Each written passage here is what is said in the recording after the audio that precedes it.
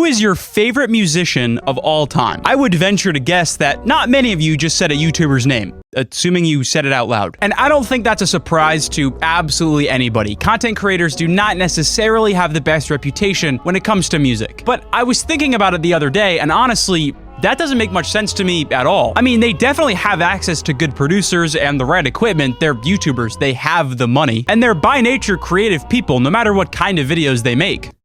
Okay, in most cases. So why is it that every time a YouTuber does make music, it comes across as a sellout, pooped out attempt at pop music? Well, I'm gonna ask that we put aside all of our biases and assumptions and try to figure out what the hell is actually going on here. Okay, but there is one thing we have to get out of the way really quick. Theoretically, what exactly classifies a YouTuber? Shit, that might be a bigger question than I thought. Because obviously we can't count people like Justin Bieber, JoJo Siwa, or Soulja Boy who just happen to have gotten their start on YouTube. Sure, Bieber might have at one point uploaded a vlog, but shit, I didn't see it. So, to be clear, we are just going to be talking about the people who were uploading entertainment-focused, classic YouTube-style content that then decided to make music to pair with that content for whatever reason. There are some exceptions, but we'll get to those later. So I'm not sure if you guys are aware of this or not. No one really seems to be talking about it, but YouTube is 19 years old.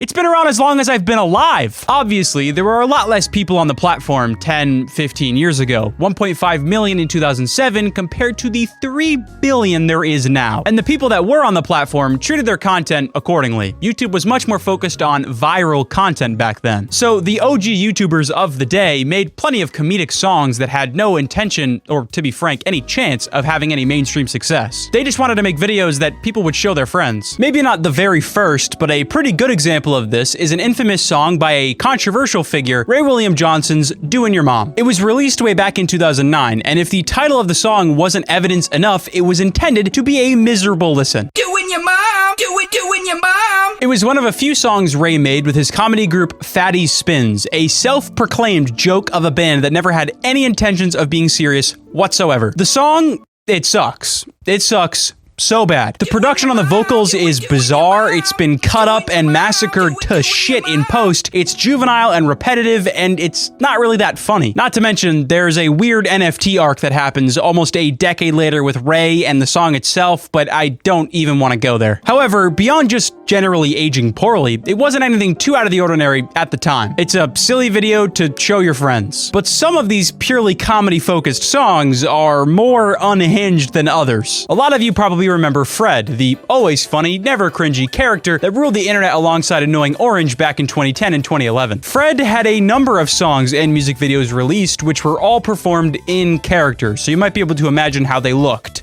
and sounded. Don't Forget to Brush is a comedy song which is so over the top and immature, most would assume that only toddlers listen to this. But Fred reached audiences of more than just kids at the time. The song is, as the title suggests, a track about being scared of the dentist. Between the subject matter, the camera angles, the props, the instrumentals, and Fred's character, it's enough for a person now to go insane. But the weirdest part is, he put the song on iTunes, and it has clear pop influences, so it's fair to assume he intended for people to listen back to this. He intended for people to like this, and listen back to it at least semi-regularly. Fred, at least kind of, wanted this to go mainstream. The theme that might make a return. And while this song in particular didn't get him an interview with Ellen, it kinda did work. I mean, look at him now. Damn. Bro is up. So this kind of woke people up. YouTube can be more than just videos. Fast forward 2 years though. The song Bromance by Ryan Higa. If you don't remember this guy, then you were either living under a massive boulder or inside of your mother's womb. I wouldn't be surprised if Ryan Higa is one of the most watched comedians of all time, with classics such as Nice Guys, How to Be a Ninja, or The iPod Human. The view counts on these videos alone should be all the evidence I need to support just how non-serious and entertainment-focused YouTube used to be. I mean, people ate this shit up. But anyway, Bromance, released in 2012. While Don't Forget to Brush and Doin' Your Mom were impossible to take seriously and clearly an attempt to make something absurd from all angles, I mean, just look at that thumbnail. Bromance here appears on the outside to be a pretty serious video, and it's the content itself that has to bring us back to those goofy, old YouTube intentions. It does say official music video in the title, and there is an iTunes link in the description, so I wouldn't have blamed someone back in 2012 for thinking this was a legitimate attempt at a music career. But there's two 30-second skits in the beginning and the end of the video, and the subject matter is clearly a joke. Not to mention the entire song is clearly a parody of a love song ballad. That being said, self-aware and ironic or not, this song is still not good. It aged like the milk you forgot about when you went on vacation. It's somehow yogurt now, so it might be a cool novelty, I guess, but it's definitely not something to be proud of by any means. The entire joke that's being beaten to death here is kind of corny and outdated, unfortunately for Ryan. Alright, but so far we have 3 songs that definitely fall into the category of not taking themselves seriously. But these 3 represent the era pretty much perfectly. These are joke songs and should be listened to with a grain of salt. But the thing to note about these 3 years of YouTuber music is that just between 2009 and 2012, you can see how they slowly but surely took themselves more and more seriously. We went from a self-proclaimed joke of a band to iTunes links and official music videos. If you ask me, it's a product of the platform getting bigger. Between these 3 years, the user base climbed from 100 million to 800 million. A bigger potential audience will usually make people think that whatever they make will want to be heard, no matter how unhinged it is. And then competition among YouTubers will take us the rest of the way until your song about your bromance ends up on iTunes. It was inevitable that a few YouTubers would release songs with muddier intentions by now. But this is literally nothing compared to where we are going. Things get a lot weirder. Over the next few months, channels like Smosh would keep the goofy and unserious songs going with stuff like My Bathroom Disaster and Dicks on Cider. Songs so ridiculous you'd think they were released far before 2013. But meanwhile, a new meta had started on YouTube, and that was gaming. Let's Plays and other gaming videos were most, if not all, of the top channel's content. And along with that, a new trend had started with YouTuber music, and that was direct parodies. Popular songs that were on the radio at the time remixed with a new singer and new lyrics to fit a new theme. Mainly a few themes. All the YouTubers you remember from the era jumped on the bandwagon. Skyda's Minecraft, Yogscast, The Warp Zone, Tobuscus, Caveman Films, Basic Canadian, Captain Sparkles, everyone was making Happy Wheels, Minecraft, and Call of Duty parodies of existing songs. You remember Chug Jug With You? Yeah, well, the creator of that masterpiece has Captain Sparkles to thank for making these so huge. The big difference between those original comedy sketch songs and these parodies is that, unfortunately, these are by nature listenable. It's a banger track that was on the radio in the 2010s, but with a new singer and new lyrics. But that's cheating. Don't Mind at Night isn't some creative genius. It's Last Friday Night by Katy Perry, except 11-year-old me actually gets the lyrics because they're about fucking Minecraft. You can see here that the animation does a lot of the heavy lifting in terms of keeping you engaged. The instrumental is, yes, produced clearly by someone half as experienced, but it's still the same vibe as the original song. And then the lyrics come in and you get snapped back to reality. No, this is not Weird Al, this is a Minecraft YouTuber, and we're in the year 2013, not the 90s. It's corny. We've talked a lot on this channel about nostalgia and how it can make songs seem a lot better in retrospect. And this is no different. A lot of you watching, even those of you who listen to these songs as kids and liked them, know in your heart of hearts they're not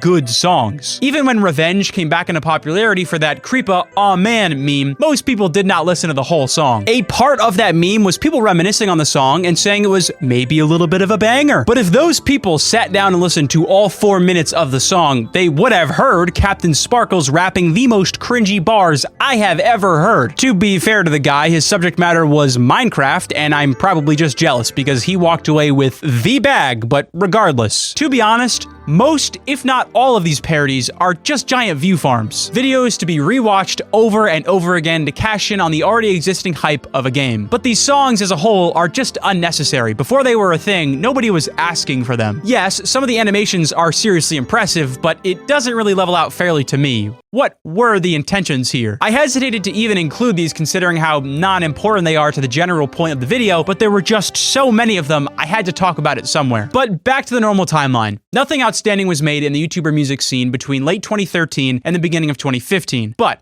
once 2015 got started, Lamborghini by KSI. Now, much like Bromance, it appears on the outside to be a serious song and a serious music video. It has a feature on it. The first frame is a title screen with a producer plug, and it seems very produced and very serious. But much like his predecessors, KSI does make sure to be self-aware. He has the sidemen dancing in the background with sidemen merch on, and he has some clearly comedic bars. It's ridiculous. So while this is even more approaching a real attempt at mainstream success, it is still in line with the YouTube culture of the time. He wasn't trying to sell out or expand his audience. This wasn't something his manager told him would be a good idea. He just wanted to make a funny song. Plus, anyone familiar with KSI knows that this was fully in line with the content he was making at the time. Now listen, that does not mean it's a good song. This song sucked, and it still sucks. It didn't age well at all. I do understand that English rap is a little bit different, but I think by almost every definition, this is at least annoying. Long and repetitive, not unique, and incredibly difficult to sit through. But a song like this doesn't really cause massive waves in the community. Just yet. Fast forward to 2016. The platform would change a shitload in the coming years. Live streaming became a thing, YouTubers became influencers and personalities, and the timeline for YouTuber music becomes a little bit complicated. And a channel called Rice Gum got its start here. His comedy series, These Kids Must Be Stopped, really punching up there, Rice, starts to get massive acclaim from his audience. He eventually gets in a beef with the famed Jacob Sartorius and decides to make a diss track on him, inspired by the Drake vs. Meek Mill beef that was happening at the time. Now, as far as I've researched, this is the first example of an influencer-on-influencer diss track, and so people weren't tired of the format yet and kinda loved it. So, Rice would go on to milk this format, and most of them are the same. Really very amateur rap songs to incredibly basic instrumentals, which are all targeted at someone and intended to be a roast over a good song. In 2016, these could have been grouped together with his predecessors. I do not believe he made these with the intention of musical success. Later, when asked about them, he would claim they were more serious and he used them to improve as a rapper, but I'm just gonna base this off of his goofier 2016 persona. But if we check back in with KSI, the same cannot be said. This man started his journey for a real, successful music career. As far as I know, this is the first time a YouTuber did this and didn't completely drop making content. Songs like Keep Up and Friends with Benefits were released following the success of Lamborghini, but unlike Lamborghini, they saw KSI actually trying to get his name out there into the music industry. In fact, JJ was briefly signed to Island Records in late 2015, but cut ties soon after to go independent. Now, this all seems like great stuff. A YouTuber finally dug us out of the hole of comedy joke songs. But sadly, the songs weren't great. And in most circles on the internet, that was the conclusion. Both of these songs are hard to take seriously, and honestly, that's a big part of why they didn't take him to the moon. Keep Up is a hype anthem type rap song, but the chorus is so frustratingly annoying that it couldn't get stuck in your head even if it wanted to. And Friends with Benefits dips its toes into cringe territory with its low-key pop vibe. Yeah, I don't know anybody who actually listened to these tracks or the ones that came after it. But to be fair, KSI was in a scenario here that no one else had found themselves in up until this point, so he had to navigate it very carefully. We'll come back to the details of this situation a little later, but for now, let's move on to 2017. This was the biggest year YouTube had in a long time, pretty much since those very early years. To give perspective, the user base on YouTube was climbing roughly 100 million every year leading up to 2017, but then after it started climbing 200 million yearly. And another thing happened in 2017, and that was the meteoric rise of the YouTube siblings Logan and Jake Paul. You can probably tell where this is going. And of course, with an ego that could get them to probably rule a country, they thought they could make music.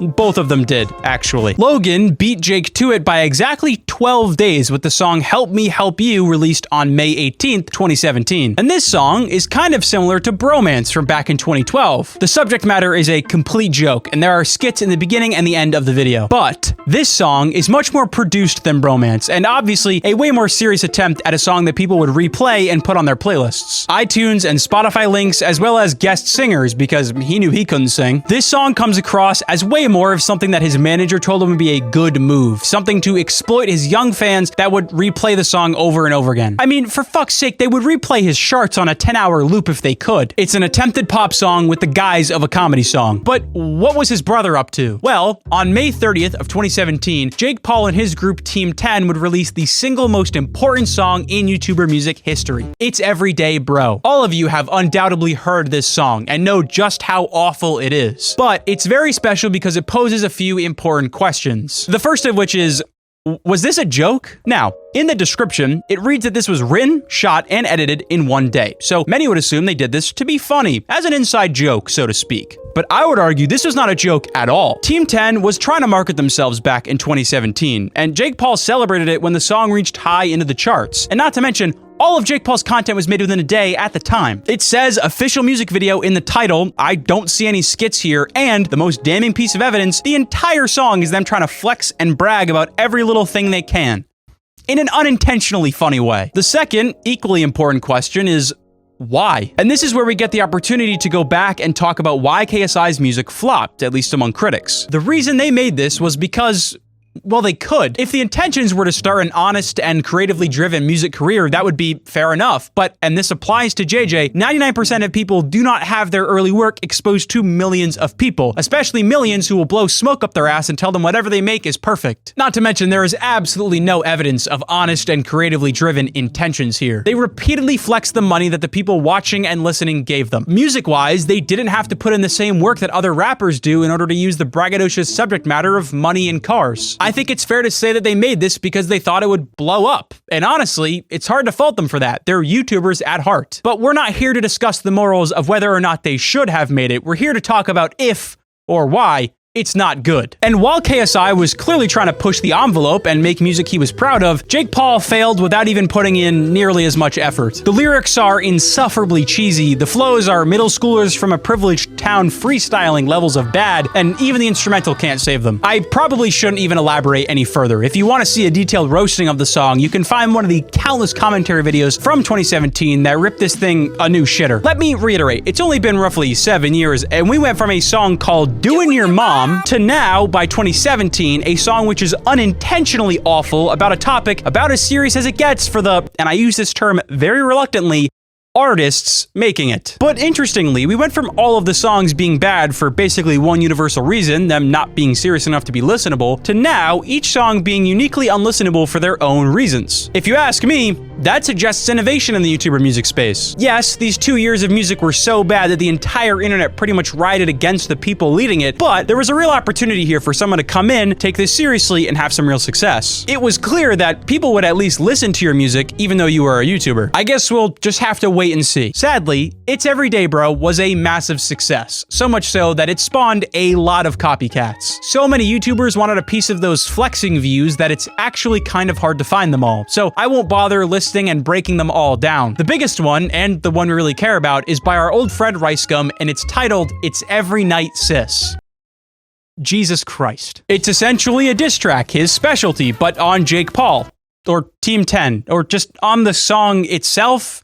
I don't know. I think he was genuinely trying to be this rap expert telling Jake Paul to stay in his lane, but the problem is he fell into all the same traps that Jake did, and the song still sounds like shit. He's impulsively flexing his wealth, his bars are ignorant and corny, the instrumental is trash, and the whole thing just takes itself way too seriously. No, and like seriously, why is she on this song? Is it for no other reason than to lean into your fake beef?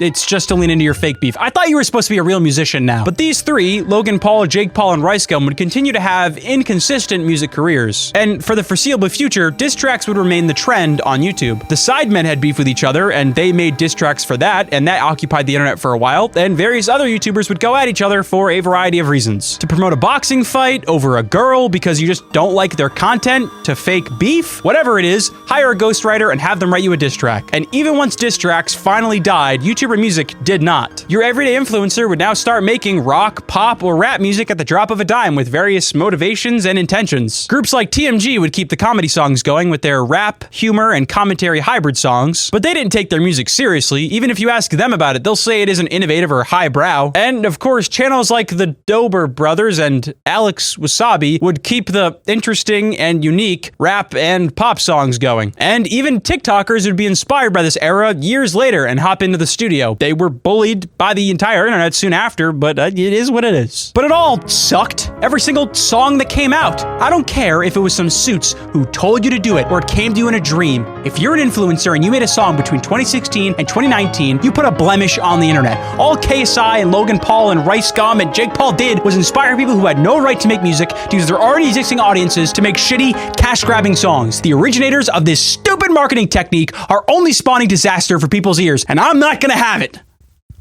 Or did they? In 2017 and the beginning of 2018, the space saw something new happen. One of the biggest YouTubers of the era was a fella named Filthy Frank. The channel was known to have made a few comedy songs in the past, much like the ones we talked about in the beginning of this video, but no one expected what Filthy Frank, aka Pink Guy, aka George, would do next. In a move that genuinely shocked the entire platform, Filthy Frank would walk away from YouTube to make music full-time under the name Joji. And the elephant in the room here is that obviously he's not really a YouTuber anymore after making that move. I really had to debate whether or not to include him in this video, but just because of how big Filthy Frank was and how big Joji has become, I felt it was necessary. Speaking of which, Joji has been incredibly successful. He might not be the first to do what he did and walk away from YouTube, but he is by far the biggest. His debut album In Tongues, and especially his second album Ballads, were incredibly popular even among mainstream audiences. And I would say this is the first time a YouTuber became a somewhat mainstream artist. If you ask your mom who Filthy Frank is, unless your mom is super chill, she'll have no idea who that is. But if you ask your mom who Joji is, there's a chance she's heard of him. So this definitely changed how people looked at music on YouTube from YouTubers. In terms of whether or not his music is good, it's not really my place to decide. He's a popular artist. Some people love him, some people don't. But this does open up a little bit of a can of worms. Because then, do we have to talk about someone like DDG, who has an incredibly successful rap career and still makes videos? And someone like Poppy, who still makes whatever that is, and also makes metal and screamo music. But let's not freak out just yet. Yes, this is where things get a little bit complicated, but all hope isn't lost. Because post Joji, and honestly post It's Everyday Bro, a lot of people have split from YouTube or continue making content at a slower rate to pursue a genuine and liked music career. In a weird way, we came full circle, because for a while in 2016 and 2017, it felt like we were farther from YouTubers becoming real musicians than we were in 2010. But come 2019, that was no longer the case. KSI's music would become huge in England and internationally. Vinny Vinesauce's group Redvox sees massive success even among critics. Joji, after his quick start in 2017, has a bunch of successful singles and projects afterwards. And other influencers also make projects to varying degrees of critical acclaim, of course. So I think me and a lot of other people went into this with the same mindset as the title of this video. After being burned so many times, a lot of people have just kind of made it a rule in their heads that YouTubers are too egotistical and have far too little to talk about to ever make good music. But there are certain, granted niche, situations that make this inherently not true. If you dig hard enough, there is an artist out there that you love that happens to be a YouTuber. And I do mean the classic, hey guys, what is going on, YouTuber. However, for the rest of this video, I'm really only going to bring up the biggest and most culturally relevant stories. It just so happens those are the ones of failures and ill intentions. What I want to avoid is everyone watching to take this as me leaving out major plot points because of bias. I'm not trying to do that. I am rather just relaying the largest stories that made the most impact on the community, the ones that led YouTubers to have a bad reputation with music. So if I miss your favorite YouTuber who had a banger track, I'm sorry, at some point sacrifices had to have been made. With all of that out of the way, let's talk about Dream. Well, in a second, there's a few things that come first, a few important events, mainly COVID-19. Despite the fact that talking about COVID is the easiest way to destroy my retention, it's very important to our timeline. When COVID happened and everyone was stuck inside, we were all really bored, and that does include your favorite creators. And so when you're bored and you have a massive audience that watches you every day, the obvious thing to occupy your time is an emo rap career. Corpse Husband is a popular YouTuber known for his deep voice and scary videos. So to lean into this voice and persona, he played Among Us and made music. And when all you're known for is your voice, you gotta hope that the music you make, also relying on that voice, sounds good. And unfortunately, things didn't quite go to plan for Corpse. Of course, he had, and probably still has, his horde of fangirls, but the music community especially did not take a liking to his music. If we take a peek over on Album of the Year, yeah, that's, not great. I think the reason this made such massive waves in the community was because of how big Corpse became in 2020, so people were curious to see what his music would sound like. And so when it wasn't great, I think people weren't necessarily surprised, but just exasperated. It felt unnecessary. How much fame and attention is enough? Do you really need to make music too? But in reality, people didn't give Corpse that much shit for this. A, because he seemed at least passionate about making music, but also B, unlike Rice Gum and Jake Paul, Corpse was an innocent, live streaming, playing, Among Us playing, your friendly neighborhood content creator. So it's hard to really fault the guy. At the end of the day, he would be climbing a massive hill if he was trying to take over the music industry with emo rap as a YouTuber. But I seem to remember that one of his Among Us playing peers also makes music. Wilbur Soot is an insanely popular YouTuber and streamer who got his success starting before and mostly during COVID. As someone who really only saw Wilbur in passing through other streamers and YouTubers, I was really surprised when I saw his music ventures. I guess you just don't expect a Minecraft YouTuber to write his own music. Well, better get used to it, I guess. And while Corpse was busy doing his thing with emo rap, Wilbur was writing sad boy indie folk. And here's the thing. I bet most of you thought I was about to take a dump on this guy's music. But what's interesting is that it has a lot of positive feedback. And a lot of negative feedback. Most of the other YouTuber songs and albums are classified by the community, especially the music community, as just outright bad. But this example is important because it's not necessarily classified as either good or bad. It's very controversial. Some say it's held back by the context. The person who made it is a Minecraft YouTuber. Others don't even know who he is and still hate it. Even nerds on music reviewing websites debate, intensely of course, the quality of Wilbur's music. The track that most people know him for is Your New Boyfriend, released in 2020. Here we see Wilbur exhibiting his classic, sad and self-aware style with a subject matter that directly plays into that tone. Wilbur clearly has the music background to execute on this style, and you have to respect him for that at the very least. And like I said, a lot of people love it. They think it's innovative and impressive. He reached an audience, and that's more than we can say for a lot of other examples. And not just any ignorant audience, a lot of respected music figures enjoy his stuff. But most of the criticism is about his attitude and his lyrics. These tracks have a very distinct and palpable cringiness to them that I guess some people are just immune to. The lyrics are very sad, insecure, and self-pitying, and the melodies are very understated, unproduced, and simple. Once you love me. It sounds like you're accidentally hearing someone's alone time with an acoustic guitar. It kind of sounds like you're hiding under his bed. And I don't know if I've given it away already, but in my books, this sucks. It's too cringy for me. But that's what makes this example so compelling. It's not always black and white. So that means it can get worse. What if someone wrote the same sad and insecure lyrics, but tried to hypnotize me with pop hooks? Most of you probably already know who this is, but I bet there are some of you out there who are blissfully ignorant. So, Gabby Hanna was an influencer who made comedy videos on Instagram and Vine who moved her audience to YouTube in 2016. Many of you who are familiar with her probably scoff at the term comedian being used, but listen, it's on her Wikipedia page, I don't know. But that's why everyone was so surprised in 2019 when she released a full-blown album.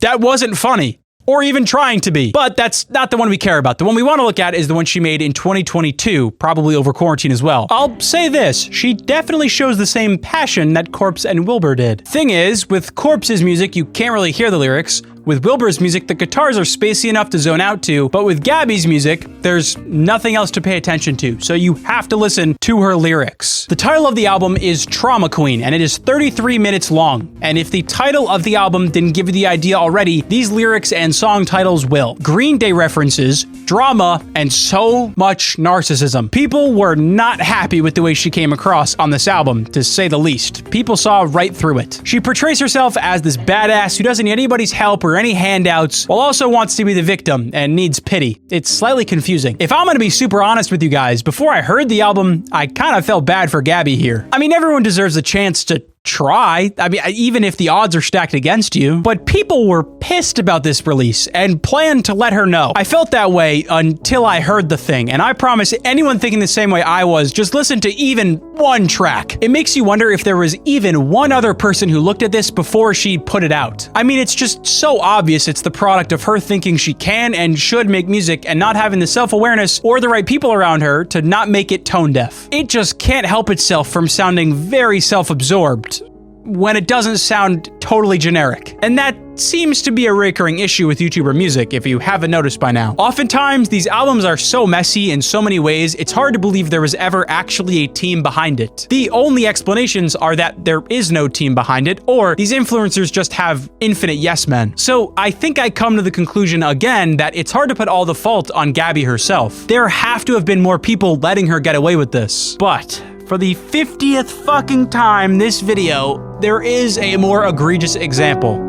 The most egregious example. Now, in 2021, Dream was not yet the controversial figure that he would become, which is honestly great for me because the less we can talk about all that, the better. 2021 Dream was a Minecraft speedrunner at his best, possessed a BTS-like fan base at his worst, and wore a mask with a smile for hours at a time at his goofiest. Now, if that reference is lost on you, I am jealous, because it is the famous line from his second single, Mask, released on May 21st of 2021. Now, there's something I want to stress here. Nobody took this seriously outside of Dream's mega fans, but it appeared that Dream did. If that reminds you of a certain song from May 2017, I don't blame you. And the reason people hated this was honestly a lot of the same reasons, with one important twist. Dream's quote brand with these songs is very sad and self-pitying. Now, a lot of artists in the past and in the present use these types of themes to have compelling lyrics in their songs. But we've seen 3 YouTubers try to take this angle and all fail.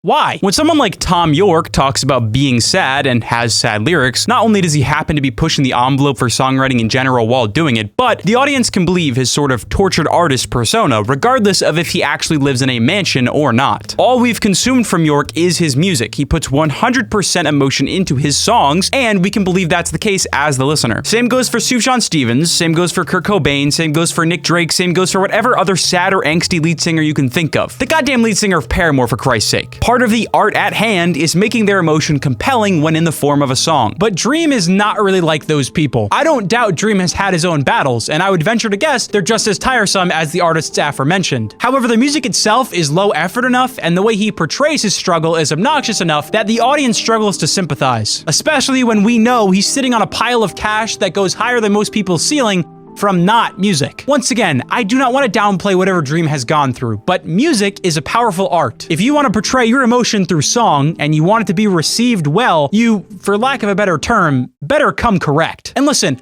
I don't want this guy to be made fun of. My entire comment section says I look like him. But, fortunately for my doppelganger, things get worse.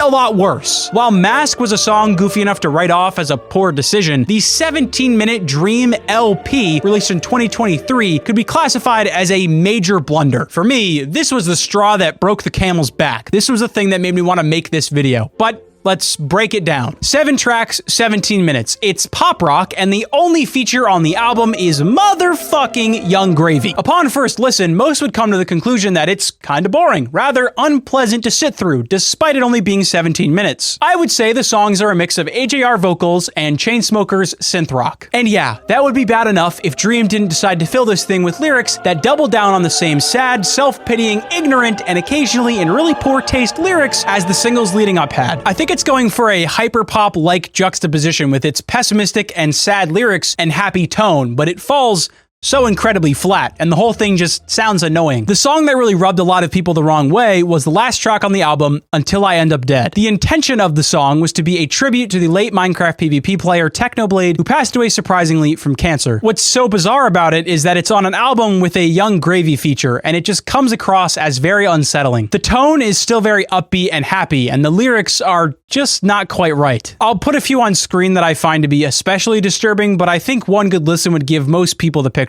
It just doesn't come across as this innocent tribute, no matter what Dream's intentions were. Dream is by far the biggest YouTuber to have made music in the past few years, and that's partially what makes this so unacceptable. A really large audience was exposed to this trash, and a lot of young, impressionable fans probably have already grown attached to this music. And that's not a good thing. It's low effort, it's surface level, and at times pretty scummy. I really only wanted to talk about the biggest examples after 2019, so Dream was kind of necessary to bring up. But I do feel like it's important to reiterate, this is pretty much the worst case scenario for a YouTuber. It is not always this much of a disaster. If you can pinpoint audience and not just shotgun as many audiences as possible, and you make good music for that audience, you're not just fucked because you make YouTube videos. Vinny Vinesauce and his group saw modern psych rock, said these weirdos will like my shit, and they were right. You can even market to a slightly wider audience, you just can't pretend your music is something that it actually isn't. Troye Sivan saw a blossoming dance and synth pop scene and threw his very catchy hat into the ring, and people loved it. Dream saw that something just like this by the Chainsmokers had 2.5 billion streams and made that song 10 times with narcissistic lyrics. And it failed. Not a coincidence. So let's recap. We started in 2009 with a song based off of the most elementary level of your mom joke with "Doing Your Goddamn Mother" by Ray William Johnson. The group who made it had no intention of success, made it all for a joke, and didn't pretend it was anything more than that. Then, slowly, as the platform got bigger, YouTubers started taking themselves more and more seriously and making music that was more self-absorbed. That came to a point when "It's Everyday Bro" topped the charts from pure fandom, and the entire internet rioted against it. We then came full circle and saw YouTubers have genuinely successful music careers. Then, as the world changed and the platform's culture followed, things got more and more self-serious to the point of unintentional goofiness in Gabby Hanna's case, and then